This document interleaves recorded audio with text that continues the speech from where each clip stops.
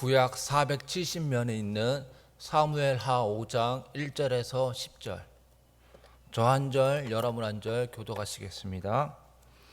이스라엘 모든 지파가 헤블론에 이르러 다윗에게 나와 이르되 보소서 우리는 왕의 한 골격이니이다. 전에 곧 사울이 우리의 왕이 되었을 때에도 이스라엘을 거느려 출입하게 하신 분은 왕이시었고 여호와께서도 왕에게 말씀하시기를 네가 내 백성 이스라엘의 목자가 되며 네가 이스라엘의 주권자가 되리라 하셨나이다 하니라. 이에 이스라엘 모든 장로가 헤블론에 이르러 왕에게 나오매 다윗 왕이 헤블론에서 여호와 앞에 그들과 언약을 맺음에 그들이 다윗에게 기름을 부어 이스라엘 왕으로 삼으니라. 다윗이 나이가 30세에 왕위에 올라 40년 동안 다스렸으되 헤블론에서 7년 6개월 동안 유다를 다스렸고 예루살렘에서 33년 동안 온 이스라엘과 유다를 다스렸더라. 왕과 그의 부하들이 예루살렘으로 가서 그 땅 주민 여부스 사람을 치려하매 그 사람들이 다윗에게 이르되 내가 결코 이리로 들어오지 못하리라. 맹인과 다리 저른 자라도 너를 물리치리라 하니 그들 생각에 다윗이 이리로 들어오지 못하리라 함이나 다윗이 시온 산성을 빼앗았으니 이는 다윗 성이더라.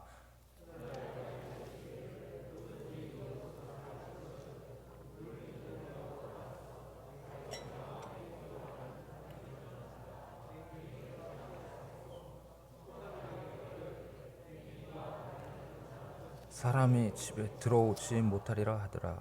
다윗이 그 산성에 살면서 다윗성이라 이름하고 다윗이 밀로에서부터 안으로 성을 둘러싸으니라. 만군의 하나님 여호와께서 함께 계시니 다윗이 점점 강성하여 가니라. 오늘 말씀은 여호와께서 함께 계시니라는 제목으로 하나님의 말씀 전하도록 하겠습니다. 3장 1절에 보시면은 이렇게 기록되어져 있는데요. 같이 한번 3장 1절 읽어보겠습니다. 사울의 집과 다윗의 집 사이에 전쟁이 오래매 다윗은 점점 강하여 가고 사울의 집은 점점 약하여 가니라. 여기서 보면은 사울의 집은 점점 약해져 가고 다윗의 집은 점점 강해져 간다라고 하고 있습니다. 이러한 내용이 3장에서 5장까지 발견할 수 있는데요. 3장에서 4절은 사울의 집이 약해져 가는 것을 그려주고 있고요. 5장에서는 다윗의 집이 강해지는 것을 보고 있습니다. 오늘 본문이 5장이니까 당연히 다윗이 점점 강성하여지는 것을 그려주고 있겠죠. 다윗의 집이 강해질 수 있었던 이유는 다윗의 지혜나 능력이 아닌 5장 10절에서 밝히고 있는 것처럼 여호와께서 다윗과 함께 계셨기 때문이다라고 명확하게 얘기하고 있습니다. 그렇다면 오늘 본문을 통해 다윗의 집이 점점 강해지고 있는 모습을 구체적으로 살펴보고 그 이후에는 다윗의 이러한 강함이 그로부터 나온 게 아니라 하나님이 함께 하셨기 때문이라는 사실을 확인해 보고자 합니다. 다윗은 오늘 본문에서 12지파의 왕이 아니라 유다 지파만의 왕이고 나머지 11지파는 사울의 아들 이스보셋이 다스리고 있었습니다. 두 나라는 전쟁 중이었고 그 와중에 이스보셋은 죽게 되어집니다. 그리고 북이스라엘의 유능한 장군이었던 아브넬도 죽게 되어집니다. 요나단의 아들이자 사울의 손자인 무비보셋이 있었기 때문에 그가 왕위를 이어받을 수 있었지만은 그는 어렸을 때 아기였을 때 사고로 다리를 절게 되어졌습니다. 그래서 북이스라엘은 즉 11지파는 이스보셋도 죽고 유능한 장군이었던 아브넬도 죽고 무비보셋이 사울의 손자가 있긴 하지만은 다리를 절고 있었던 상황이고 여러 가지 이런 상황들이 민심도 점점 다윗에게로 향하고 있고 그래서 이스라엘의 11지파와 장로들은 다윗에게 나가면서 우리가 항복합니다. 그리고 우리 11지파를 받아주십시오라고 얘기를 하게 되어지죠. 결국 다윗은 유다뿐만 아니라 온 이스라엘의 12지파를 다스리는 왕이 되었습니다. 다윗이 온 이스라엘의 왕이 되고 나서 한 일은 예루살렘을 점령하는 일이었습니다. 예루살렘은 북쪽을 제외한 3면이 골짜기로 이루어졌으며 해발 600m에 위치하고 있습니다. 그러니 난공불락의 성이었습니다.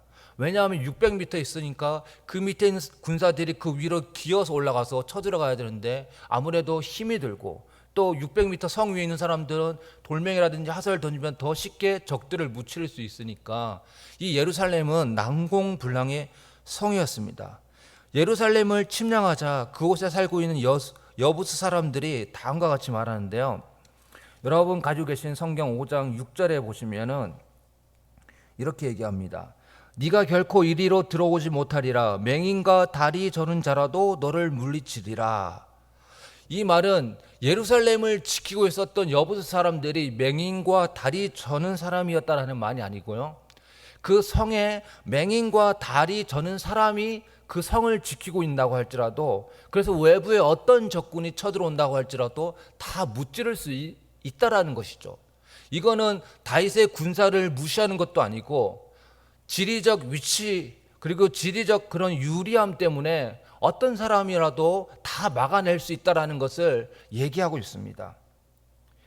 지리적 우월함으로 인해 자신의 성이 빼앗기지 않을 거라는 자신감의 표현이 이렇게 여부스 사람들이 얘기를 하고 있습니다. 이렇게 예루살렘이 아무리 강한 요새라고 할지라도 한 가지 치명적인 약점이 있었습니다. 그것은 바로 예루살렘 안에 물을 먹을 수 있는 샘이 없었다는 사실이죠. 그래서 물을 먹으려면 성 밖에서 물을 끌어서 써야 됐습니다. 그래서 다윗은 성벽을 타고 올라가는 전략으로는 이길 수 없음을 알고 예루살렘의 약점인 수로를 통해 그것을 정복합니다. 사실 예루살렘은 하나님이 여호수아에게 점령하라고 이미 말씀하셨지만은, 그러나 너무 어려운 일이었기에 400년 동안 어느 지파도 어느 누구도 이루지 못했습니다. 하지만 이렇게 400년이 흐른 지금에서야 다윗을 통해서 그 예루살렘 성을 정복하게 되어집니다. 그러니까 400년 동안 아무도 해내지 못했던 그 위대한 일을 다윗이 온 이스라엘의 왕이 되고 나서 했던 것이죠. 그리고 예루살렘을 점령하고 나서 마침내 그것을 수도로 삼습니다. 이러한 결정은 참으로 타고난 전략입니다. 왜냐하면 지금 11지파의 그 북이스라엘과 유다 지파의 남유다가 이렇게 서로 통일되었지만은, 그러나 통일된 지 지금 얼마 되지 않기 때문에 우리도 남과 북이 통일된다고 하면은 하나의 그 어떤 나라일 수는 있지만은 서로 간에 어떤 의심이라든지 앙금은 조금씩은 남아 있을 것입니다. 그래서 통일은 됐지만은 수도를 11지파가 있었던 북이스라엘의 한 곳에 수도를 삼으면은 남유다 사람들이 왜 거기다 수도를 세웠냐라고 불만이 나올 것이고, 그렇다고 남유다에다가 수도를 세우면 북이스라엘 사람들이 왜 북이스라엘이 아니라 남유다에다 수도를 세웠냐라고 불만이 나오겠죠. 그런데 지금 예루살렘은 새롭게 점령한 땅이기 때문에 남유다에도 북이스라엘에게도 속한 도시가 아니었죠. 그러니까 아무도 뭐라 얘기를 할 수 없는 거예요. 정치적으로 전략적으로 참 너무나 타이밍이 좋았습니다. 또한 400년 동안 난공불락의 도시를 점령했기에 다윗은 왕으로서 실력과 능력을 가시할 수 있었습니다.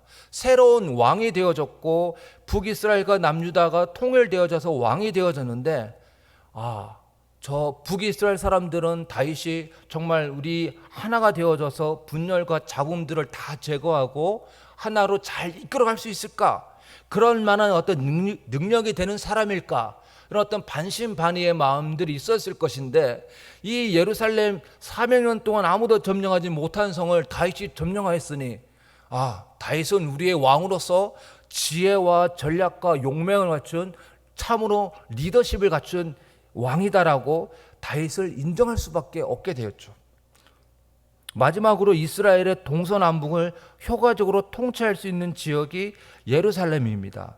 지정학적으로 좋은 곳이라는 말이죠. 이 모든 말을 종합해 보면 다윗이 예루살렘을 정복한 것과 그것을 수도로 삼는 과정에서 그의 지혜와 용맹과 리더십이 부각되었으며 그의 왕권은 더욱 견고하게 되었습니다. 제가 설교 처음에 말씀드렸던 것처럼 5장에서는 3, 4장에서는 사울의 집안이 점점 망해져 가는 것을 그렸다면 5장은 다윗이 점점 강성해진다는 것을 제가 설명드렸는데요.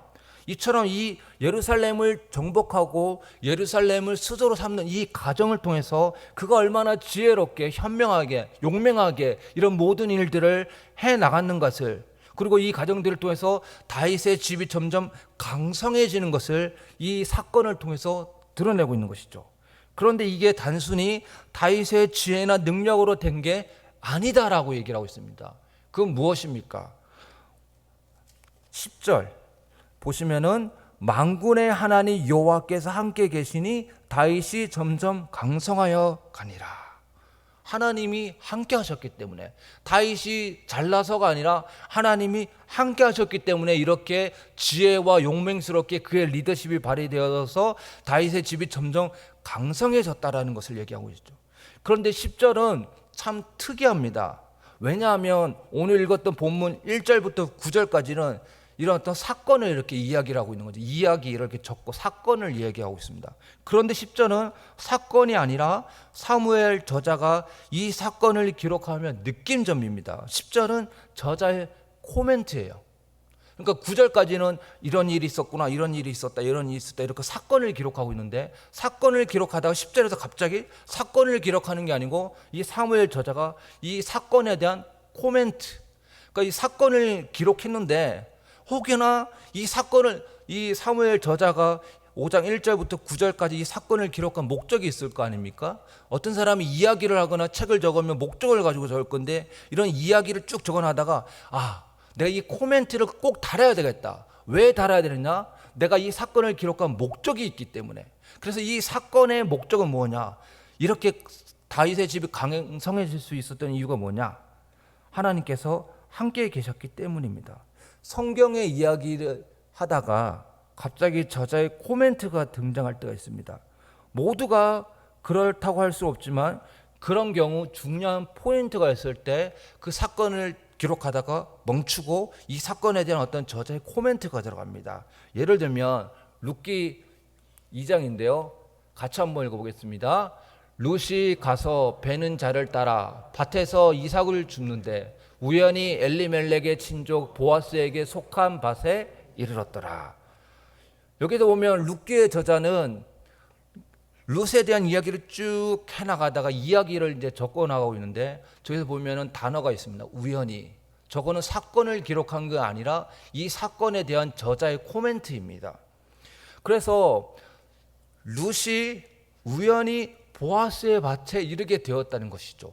그래서 룻은 이유가 없습니다. 그게 보아스의 밭인지도 몰랐고, 자기가 이방 여인으로서 이 이스라엘 땅에 왔는데 남편도 없고 시아버지도 없고 자기랑 시어머니만 살고 있는데 어쨌든 먹고 살아야 되니까 어느 밭으로 가서 이삭을 줍고 살아야 되는 것이죠.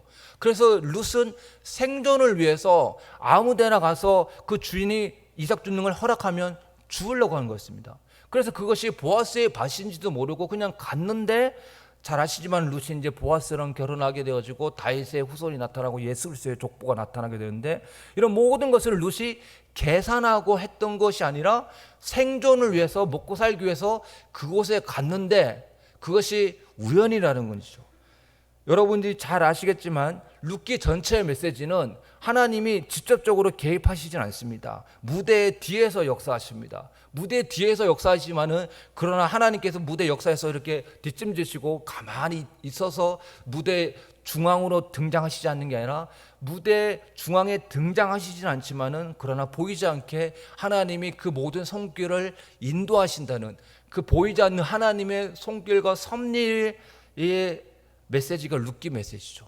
그래서 사람이 볼 때는 우연히 그곳에 갔지만은, 그러나 그것은 우연이 아니라 하나님의 섭리 가운데 이루어졌다는 것을 룻기 저자는 오히려 더 역설적으로 아이러니하게 보여주기 위해서 우연히 갔다라는 거죠. 그래서 이 우연이라는 것은 사건을 기록한 게 아니라 저자의 코멘트입니다. 코멘트를 기록한 목적은 어떤 중요한 목적이 있기 때문이라는 것이죠. 그래서 10절도 마찬가지입니다. 사무엘 저자는 일련의 사건을 통해 다윗이 점점 강해지고 있는 것을 이야기하다가 느닷없이 자신의 코멘트를 달았습니다. 어떻게 해요? 다윗이 강성해졌다. 근데 그 강성해짐이 하나님께서 함께 하셨다라는 것이죠. 그래서 이 하나님께서 함께 하셨기 때문에 다윗이 똑똑하고 지혜롭고 용맹스럽고 그래서가 아니라 하나님이 함께 하셨기 때문에 그의 집이 강성해질 수 있었다라는 것을 강조하기 위해서 10절에 코멘트가 등장하고 있습니다. 그래서 이 말씀에 대한 우리는 오해가 없어야 되는데요. 하나님이 함께 하시면 다윗처럼 왕위도 얻고 명성도 얻고 재물도 얻게 되는 것입니까? 예를 들면 지금 하나님이 함께 하셨기 때문에 다윗이 강성해졌고 강성해졌으니까 그의 왕으로서 리더십이 드러나게 되어지고 사람들이 와 정말 다윗은 정말 왕이구나라고 하면서 영토도 예루살렘 성도 회복하게 되어졌고 그러니까 우리도 강해져야 되는데 강해질 수 있는 비결이 하나님과 함께 하심이구나. 그럼 우리도 하나님이 함께 하시면 우리도 강해질 수 있구나 라고 생각을 할 수 있다는 것이죠. 그래서 하나님이 함께 하시면 성공하고 출세 가도를 달릴 수 있다는 말인가? 이렇게 말씀을 잘못 적용할 수도 있다라는 것이죠. 그런데 우리는 2절을 보셔야 되는데요. 5장 2절에 보시면 전에 곧 사울이 우리의 왕이 되었을 때에도 이스라엘을 거스려 출입하게 하신 분은 왕이시었고 여호와께서도 왕에게 말씀하시기를 네가 내 백성 이스라엘의 목자가 되며 네가 이스라엘의 주권자가 되리라 하셨나이다. 여기서 다윗이 이스라엘의 주권자가 된다는 건 다윗의 개인의 안녕과 복지를 위해서가 아닙니다.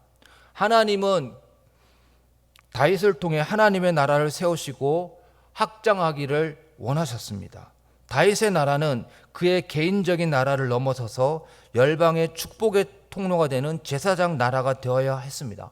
그래서 하나님이 그를 강하게 하셨고 그 강하게 하신 결과가 무엇이었냐라면은 다윗을 통해서 제사장 나라가 되어지고 하나님의 나라를 확장하는 것이었죠. 그래서 하나님이 그와 함께 하심으로 강해졌는데 그 강해진 것은 자신의 나라를 견고하게 세우는 개인의 그런 어떤 안녕과 복지가 아니라 그 다윗이 세운 그 나라를 위해서 자신의 나라를 넘어서서 하나님의 나라를 세워가고 하나님이 이스라엘의 주권자라는 것을 선포하고 드러낸다는 게 목적이 있다는 것이죠. 이러한 약속은 뒤에 나오긴 하지만 사무엘하 7장을 통해 더 확실해집니다. 사무엘하 7장 13절 14절 같이 한번 읽어보겠습니다. 시작. 나는 그의 나라 왕위를 영원히 견고하게 하리라. 나는 그에게 아버지가 되고 그는 내게 아들이 되리니. 여러분 여기에서 보시면 나는 그에게 아버지가 되고 그는 내게 아들이 되리니, 이 표현은 언약을 맺을 때 전형적으로 나오는 표현입니다. 하나님이 이스라엘 백성들과 언약을 맺을 때 나는 너의 하나님이 되고 너는 내 자녀 아들이 될 것이다 라는 표현이 언약을 맺을 때 나타나는 것인데요. 그래서 이 말은 하나님이 다윗과 언약을 맺으셨다는 건데, 언약의 내용이 뭡니까? 너의 나라 왕위를 영원히 견고하게 하리라. 이 말씀은 언뜻 보면 다윗의 나라는 물리적으로는 이미 사라졌습니다. 역사 가운데 사라졌지 않습니까? 그런데 어떻게 다윗의 나라를 영원히 견고하게 하겠다입니까? 하나님이 거짓말 하시는 분입니까? 다윗의 나라는 이미 역사의 무대 속에서 사라졌는데 다윗의 나라를 영원히 견고하겠다고 하십니다. 이것은 무엇이냐면 다윗의 자손인 예수 그리스도를 통해서 하나님의 나라가 계속적으로 이어졌죠. 그래서 하나님이 다윗의 나라를 영원히 견고하겠다 하는 것은 단순히 너가 이스라엘이라는 그 고대 근동 지역에서 너의 나라를 힘있게 하겠다, 그래서 너가 성공할 것이다, 이런 약속을 넘어서서 너의 나라를 통해서 영원한 하나님의 나라를 세우겠다라는 것이 다윗을 강하게 한 목적이라는 것입니다. 그래서 하나님이 다윗과 함께함으로 강해졌고 강해진 결과 그의 나라가 견고해졌는데 역시 나는 왕이고 나는 왕으로서 리더십을 발휘했고, 그래서 내가 왕이 되고 나서 얼마나 이스라엘 나라가 편안해지고 영토도 확장되어졌고, 역시 나는 괜찮은 왕이야. 근데 내가 하나님께서 함께 하셨어. 그러니 너희도 하나님 함께 하면 성공할 수 있고 잘 될 수 있어. 이게 포인트가 아니라 하나님이 함께 하심으로 그의 나라가 세워졌는데, 그의 나라는 단순히 그의 나라로 멈춰지는 것이 아니라 그의 나라를 통해서 열방을 축복하는 제사장 나라가 된다는 것이죠. 말씀을 맺도록 하겠습니다. 오늘 본문에서는 다윗의 왕권이 강화됨을 보게 됩니다. 그의 뛰어난 지혜와 용맹, 능력과 힘으로 나오는 것 같습니다. 물론 그것도 일부분 맞습니다. 아무것도 하지 않고서는 이루어지지 않습니다. 다윗은 철저히 계획하였고 어떠한 상황에서도 포기하지 않는 마음과 용맹을 가지고 결단력 있게 행동하였습니다. 하지만 무엇보다도 하나님이 함께 하셨기 때문에 그의 나라가 점점 강성해질 수 있었습니다. 그러니 우리도 하나님과 함께하는 삶을 살아야 됩니다. 왜요? 하나님과 함께해서 성공하기 위해서, 아니면 하나님과 함께함으로 다윗처럼 유명한 왕국을 세우기 위해서? 그게 아니라 하나님이 함께 하시는 삶을 살 때 우리도 강해지는데, 그런 강함은 우리의 안녕과 복지보다 영원한 하나님의 나라를 세워가는데 그 목적이 있습니다. 하나님과 함께하는 자는 강해질 것이고, 강해진 자는 자신의 안녕과 복지, 자신의 왕국을 건설하는 게 아니라 하나님과 함께함으로 강해져서 자신을 통해 하나님의 나라를 왕성하게 힘있게 세워간다라는 것이죠. 하나님의 나라는 인간의 노력과 힘, 지혜와 경험으로 세워지는 나라가 아닙니다. 하나님과 함께함으로 하나님의 나라를 세워가는 삶, 거기에 참된 만족과 행복이 있습니다. 하나님과 함께함으로 성공하고 재력을 얻는 것이 우리의 만족과 행복이 아니라 하나님과 함께함이, 그러므로 하나님의 나라가 확장되고 또한 내가 그러한 일에 쓰임받는 것, 그것이 우리의 참된 만족과 행복입니다. 이러한 은혜가 넘쳐나실 수 있는 저와 여러분들이 되실 수 있기를 기도합니다. 제가 기도하겠습니다. 사랑하는 하나님 아버지, 이 싸움은 영적 싸움이라고 하였습니다. 하나님, 우리의 지혜와 힘만으로는 이길 수가 없습니다. 하나님, 우리와 함께하여 주시옵소서. 하나님, 우리를 붙들어 주시옵소서. 은혜 안에서 강하여지라고 했는데 하나님의 은혜 안에서 강하여지게 하여 주시옵소서. 그래서 그 강함이 나의 왕국을 세우는 것이 아니라 하나님 안에 하나님과 함께 하심으로 강해져서 하나님의 나라를 세울 수 있는 그런 우리 모두가 되어지게 하여 주시옵소서. 하나님, 그런 것이 우리의 삶의 참된 만족과 기쁨이 되어지게 하여 주시옵소서. 이 모든 말씀 예수 그리스도의 이름으로 기도합나이다. 아멘.